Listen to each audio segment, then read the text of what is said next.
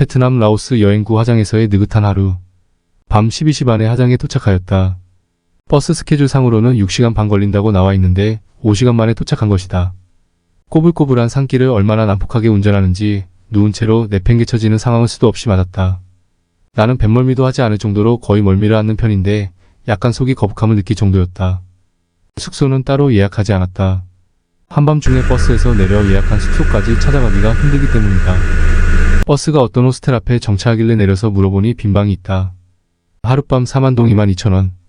이번 여행에서 처음으로 숙박료가 20,000원이 넘는 숙소에 묵는다. 방으로 올라갔더니 대만족.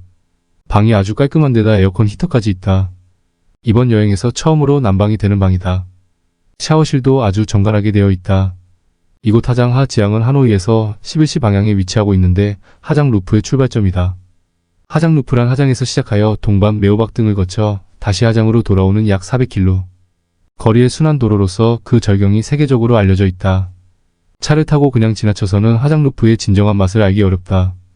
오토바이를 타고 경치를 즐기며 수많은 명소를 체험하는 것이 하장 루프의 진정한 맛이다. 그래서 세계의 수많은 사람들이 이곳을 찾아와 오토바이 여행을 즐기고 있어. 하장 루프는 오토바이 여행의 성지라고까지 불리고 있다. 이 며칠 동안 강행군을 해왔으므로 오늘 하루는 푹 쉬어야겠다. 아침 식사를 한 후 방에서 쉬다가 느즈막하게 나왔다. 난방이 잘 되니 아주 기분이 좋다. 어제까지 사파에서 너무 추위에 떨었다. 이곳 하장은 인구가 40,000명 정도라니까 우리나라 읍 정도의 규모이다. 도로가 널찍널찍하여 시원한 느낌이 든다. 큰 공공건물이 많이 눈에 띈다. 패딩을 입고 나왔더니 좀 덥다. 긴 티셔츠이면 딱 알맞은 정도의 온도이다. 거리를 산책하다가 다리가 아프면 길가 가게에서 음료수를 한 잔 마시며 쉬어가고 하면서 2시간 남짓 시내를 걸어다녔다. 적당한 피로감이 기분이 좋다. 이곳 숙박업소들은 거의 대부분 오토바이 렌털업을 병행한다.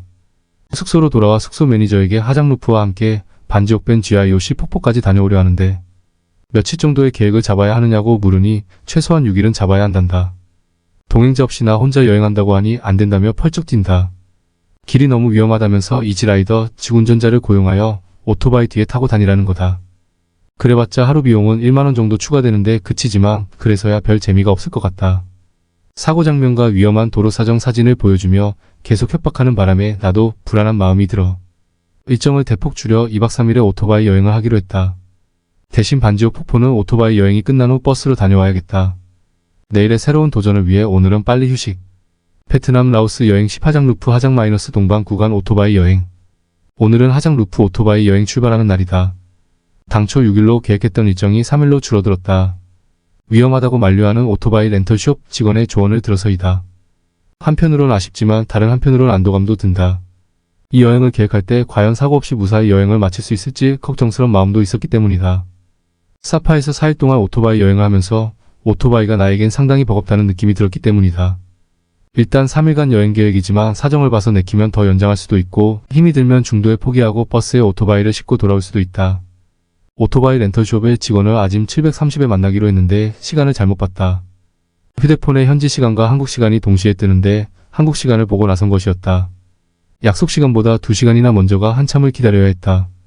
오전 7시에 오토바이를 인계받아 출발했다. 스쿠터형 자동 오토바이인데 힘이 좋다. 스쿠터형이기 때문에 일반 오토바이보다 바퀴가 작다. 험한 길일수록 바퀴가 커야 안전할 것 같은 생각이 드는데 바퀴가 작은데도 괜찮을런지 모르겠다. 오늘은 동반까지 150km를 가며 내일과 모레 이틀에 걸쳐 다른 코스를 통해 하장으로 돌아올 예정이다. 조금 가다 보니 짧은 피포장 도로 구간이 나온다. 등에서 진땀이 난다. 그까지 피포장 도로를 가지고 무슨 엄살이냐 하는 분들도 있겠지만 그렇지 않다. 숙련된 오토바이 운전자들이야 문제없겠지만 나같이 어쩌다 한 번씩 타보는 사람들은 미끄러져 넘어지기 십상이다. 일단 넘어지면 자전거와 달리 오토바이는 그 자체가 흉기가 된다. 출발해서 30km 정도 왔을 때 기어코 일이 났다. 피포장 내리막길에서 갑자기 미끄러지며 넘어졌다. 몸을 점검해보니 다행히 무릎이 조금 깨져 약간 피가 나는 것을 제외하고는 큰 이상은 없다. 근육이 놀라 좀 옥신거린다. 괜히 왔다는 생각이 든다. 그렇다고 해서 지금 돌아갈 수는 없다. 신경을 쓰며 조심조심 운전한다. 나이가 들면 제일 먼저 쇠퇴하는 것이 균형 감각이고 다음으로 다리에 힘이 약해진다. 그러니 사고 위험이 높을 수밖에 없다. 평평한 길이 없다. 끝없는 오르막길이 계속되다 또 끝없는 내리막길이 이어진다. 길 옆으로 절경이 펼쳐지지만 마음 편히 감상할 여유가 없다. 정말 가슴이 먹먹해지는 것 같은 풍경들이다. 출발지였던 하장이 해발 100m 정도였는데 오르막이 계속 이어지더니 해발 500m 정도가 된다. 이러한 길이 몇 번이나 반복된다. 나는 안전을 생각하여 조심조심 달리지만 젊은이들은 겁도 안 나는지 생생 달린다. 도로를 달리다 보면 몇 대의 오토바이가 주차되어 있는 곳이 나타난다. 바로 뷰 포인트이다. 나오는 뷰 포인트마다 다 서서 경치를 감상하고 싶지만 그럴 수도 없다. 왜냐하면 주차를 하고 출발을 하는 그 과정에서 사고의 위험이 가장 높기 때문이다. 웅장한 절경이 연이어 계속되지만 등에서는 식은 땀이 날 정도이다. 만약 길을 벗어난다면 천해절벽 낭떠러지이다. 갑자기 위험이 닥치면 몸에 힘이 들어가 엑셀을 당겨버릴 수가 있기 때문에 조심에 조심을 거듭해야 한다. 위험한 도로는 끝날 줄을 모른다. 고개를 들어보면 앞으로 가야 할 길이 까마득한 높은 산에 걸려 있으며 뒤돌이보면 지나온 길이 마치 다리를 튼 뱀처럼 첩첩이 굴곡져 있다. 이런 길이 끝났다 싶으면 다시 리탄하기를 반복한다. 특히 커브길에서 큰 트럭을 만나기라도 하면 어찌할 바를 모르겠다. 그런데 공교롭게도 꼭 대형 트럭은 커브길에서 만난다. 한 고비를 돌 때마다 새로운 웅장한 풍경이 나타난다. 사파에서 많은 웅장한 풍경을 감상하였지만 웅장함이라는 면만 본다면 여기 풍경의 비교가 될 수도 없다. 지금까지 지나온 뷰 포인트는 각각 이름이 있다. 그러나 내가 기억하는 이름은 아무것도 없다. 운전하는 내내 조마조마하다. 많은 무리의 사람들이 모여있는 뷰 포인트가 나왔다. 소수민족 소녀들이 꽃을 팔고 있다. 등에 큰 광주리 바구니를 쥐고 그 안에 야생화를 가득 담고 있다. 대략 중고등학생 정도의 나이로 보이는데 한결같이 예쁘다. 꽃을 사라는 권유는 못하고 그냥 수줍게 웃고만 있다. 그래, 꽃을 사자. 이 꽃이 나를 지켜줄 것 같은 생각이 들었다. 꽃을 오토바이 뒤에 꽂고 다시 달린다. 이정표의 동방기지 30km도 남지 않은 것으로 나온다. 이제 살았다 하며 한숨 돌리려는데 더 끔찍한 도로가 나온다. 해발이 500m가 넘었는데 평평한 길이 계속되기도 한다.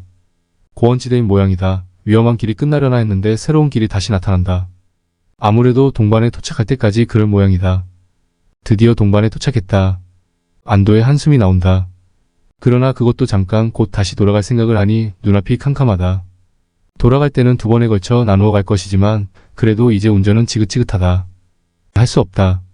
오늘 같은 위험을 반복할 순 없다. 대리운전을 하자. 숙소의 스텝에게 운전자를 한 사람 수배해 달라고 부탁을 하였다.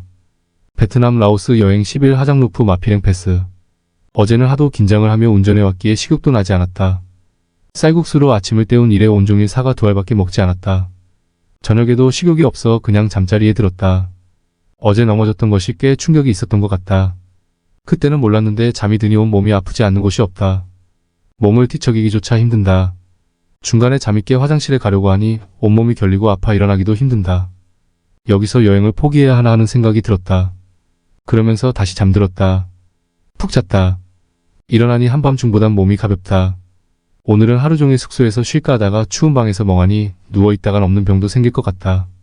몸의 다른 곳은 근육이 놀라 결리는 것 같은데 깨진 무릎과 부딪힌 것으로 보이는 어깨는 직접 아프다.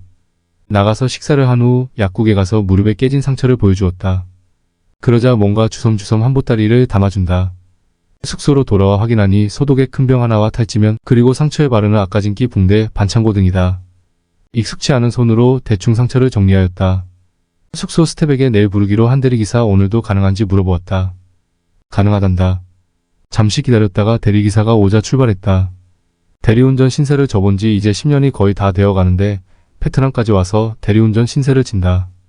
오늘 가려는 곳은 하장 루프의 꽃이라 할 수 있는 마피랭 패스마 파이랭 패스이다. 마피랭 패스란 동반에서 메오방미오 VAC까지 약 20여 킬로에 이르는 도로로서 험하기도 하지만 하장 루프에서 가장 아름다운 구간으로 알려져 있다. 숙련된 운전사가 운전하는 오토바이 뒷자리에 앉으니 그렇게 마음 편할 수 없다. 동반 시가지를 벗어나 조금 달리니 저 앞 산허리에 웰컴 투 미오 VAC라는 큼직한 글씨가 보인다. 길이 무척 어려워 대리운전을 하기를 잘했다는 생각이 들었다.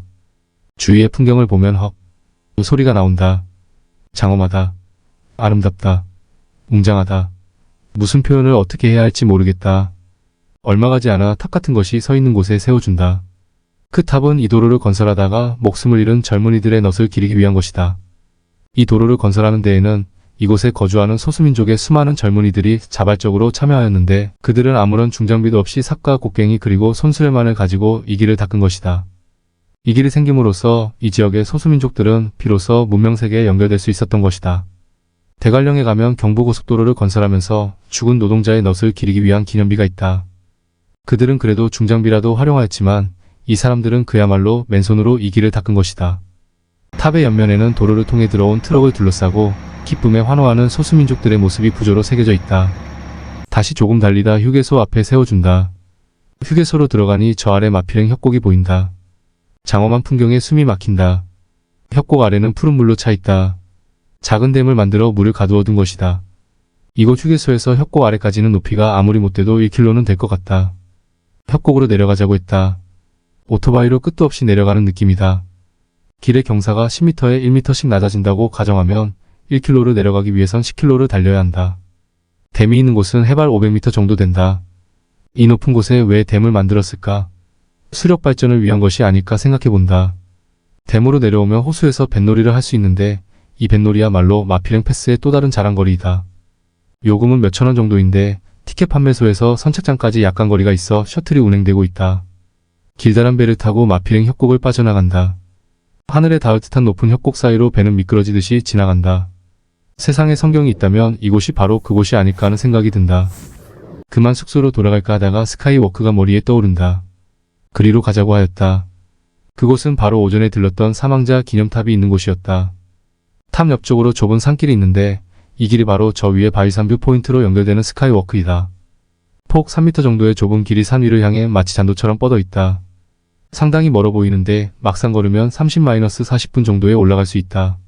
국내 사람들의 오토바이를 타고 올라갈 수도 있다. 나는 걸어 올라가기로 했다. 한참 걸으니 이상하게도 오늘 아침 그렇게나 아프던 온몸에 별로 통증이 느껴지지 않는다. 깨친 무릎팍과 타박상을 입은 어깨를 제외하고는 별로 아픈지를 모르겠다. 한참 걸어왔더니 드디어 뷰 포인트에 도착했다. 이곳에서 수많은 사람들이 인생사진을 찍었다. 날카로운 바위로 된 전망대를 지나면 절벽에 마치 테라스처럼 나온 바위가 있는데 이 바위가 바로 이곳의 최대 명물이다. 이곳까지 올라왔으니 몇 발자국 더 올라 칼처럼 날카로운 바위 전망대나 테라스. 바위까지 올라가면 좋겠지만 그만두기로 했다. 괜히 위험한 그곳까지 갈 필요가 없으며 그곳에 가지 않더라도 멋진 풍경을 원없이 즐길 수 있기 때문이다. 숙소로 돌아왔다. 기사는 내일 9시까지 숙소로 찾아오기로 했다. 방으로 들어가니 냉방이 썰렁하다. 추우니까 모든 게 다 싫다. 저녁을 먹으러 밖으로 나왔다. 추우니까 독한 술이 땡긴다. 며칠 전에 사둔 옥수수 술을 들고 나왔다. 동반 야시장 장터로 향했다. 숙소 근처 음식점에서 마치 우리나라 장작 통닭 같은 방식으로 닭을 굽고 있다. 고소한 냄새가 코를 자극하여 다른 좋은 것이 없으면 저걸 먹어야지 하고 생각했다. 야시장은 썰렁했다. 수십 군데 음식점이 있었으나 손님은 거의 보이지 않는다. 별로 내키는 음식이 없어 돌아 나오려는데 어떤 가족이 샤브샤브를 먹고 있다. 베트남에 와서 아직 뜨거운 음식을 한 번도 먹어보지 못했다. 여긴 쌀국수도 마지근하다. 그래 저걸 먹자. 음식이 나오는데 푸짐하다. 쇠고기 샤브샤브인데 고기가 300g도 넘을 것 같다. 그리고 한 광줄이 가득한 야채와 따로 나오는 버섯, 도저히 혼자서 다 먹을 수 있는 양이 아니다. 톡한 옥수수 술을 곁들이니 기가 막힌다. 이곳은 닭고기나 돼지고기, 쇠고기의 값 차이가 거의 없는 것 같다. 어차피 모두 풀어놓고 키우는 것, 사료비가 안 들어서 그런가 하는 생각이 얼핏 들었다. 여기 쇠고기는 별로 맛이 없다. 사료를 먹이지 않기 때문이다. 혼자서 이 많은 양을 다 먹을 수는 없다. 결국 남길 수밖에 없다. 먹기 전엔 나중에 다 먹고 난 후 국수를 넣어 먹으면 좋겠다고 생각했는데 어느새 그런 생각은 사라져버렸다. 이제 겨우 6시 반이다. 숙소에 들어가 일찍 자자. 베트남 라오스 여행 12버스에 오토바이를 싣고 화장으로 돌아오다. 오전 9시에 숙소 로비에서 대리운전사를 만나기로 했건만 그는 오지 않는다. 어제 몇 번이나 확인했음에도 오지 않는 이유를 모르겠다. 그냥 내가 운전을 해서 돌아갈까 하는 생각도 들었으나 더 이상의 모험을 않는 것이 좋겠다. 대리운전사를 다시 구해야 하나 하고 궁리를 하는 중. 숙소 직원이 버스에 오토바이를 싣고 가는 것이 어떠겠냐고 제안한다. 그러기로 했다. 조금 있으니 버스 회사 직원이 와서 먼저 오토바이부터 싣겠다며 오토바이를 가져간다. 그리고 10시에 픽업하러 오겠다고 한다. 베트남은 도시간 이동교통이 있어 우리나라에 비해 현저히 낙후되어 있지만 한 가지 편리한 점이 있다. 그것은 기본적으로 도어 투 도어 방식이라는 거다. 웬만한 곳에 있으면 픽업하러 오고 목적지를 확인한 후엔 원하는 곳까지 데려다 준다. 10시가 되어 숙소 앞에 나가 있으니 지붕에 오토바이를 실은 낡은 미니버스가 온다. 버스에 오르니 또 한 대의 오토바이가 버스 한가운데를 차지하고 있다. 젊은 사람인데 운전을 포기한 것 같다. 버스가 출발했다. 차창으로 화장 루프의 풍경이 그림같이 펼쳐진다. 워낙 좁고 경사진 길이라 버스가 제대로 달리지를 못한다. 도로를 보니 아찔하다. 저런 험한 길을 혼자서 달려 이곳까지 왔으니 나도 참 무모했구나라는 생각이 절로 든다. 이곳에 올 때는 길이 하도 험하여 다른데 신경은 못 쓰고 그저 앞만 보고 달려왔다. 이제 버스를 타고 좀 여유가 생겨 주위를 살펴보니 그야말로 요즘 젊은 사람들의 표현을 빌리자면 장난이 아니다. 커브는 거의 대부분 U자 형태로 구부러진다. 그런 커브 길이 수도 없이 이어진다. 끝도 없이 내리막을 내려가는 것 같아 고도계를 확인해보니 해발 200m 정도가 된다. 그런 다음 또 끝도 없이 올라간다. 확인해보면 해발이 600m가 훌쩍 넘는다. 이런 길이 계속 반복된다.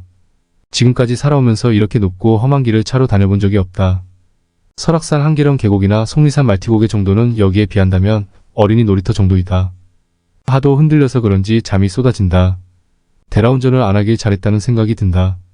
아무리 능숙한 운전자가 운전하더라도 몇 시간씩이나 오토바이 뒷자리에 앉아 이 길을 간다는 게 보통 일이 아니기 때문이다. 이런 길을 혼자서 뚫고 왔다는 사실에 한편 뿌듯해지기도 한다. 중간에 한번 휴게소에 들렀지만 차 안에서 하도 흔들려 식욕도 나지 않는다. 하장을 40km 정도 앞두고 그때부터 길이 좋아진다. 벌써 차가 출발한 지 5시간이 지났다. 동반에서 하장까지 150km이므로 110km의 산악도로를 5시간 걸려 달려온 것이다. 이후 스케줄을 어떻게 할까 선뜻 마음이 정해지지 않는다. 당초 계획대로 반지옥 폭포에 갈까 아니면 폭포 관광을 생략하고 바로 하노이나 님빈으로 갈까 망설여진다. 그래 기왕 여기까지 왔으니 반지옥 폭포까지 가자. 결심이 섰다. 반지옥 폭포는 까오방에서 90km 정도 떨어져 있다. 그럼 까오방은 어떻게 가나? 이곳 하장에서 하루에 한 편 버스가 있다. 이 버스를 타고 오늘 출발했던 동반으로 가 거기서 온 만큼 거리보다 더 멀리 동쪽으로 가야 한다. 며칠 전에 묵었던 숙소로 다시 왔다. 전기 매트를 뜨끈하게 깔고 몸을 녹인다. 내일부터 3일 정도는 또 강행군을 해야 할 것 같다.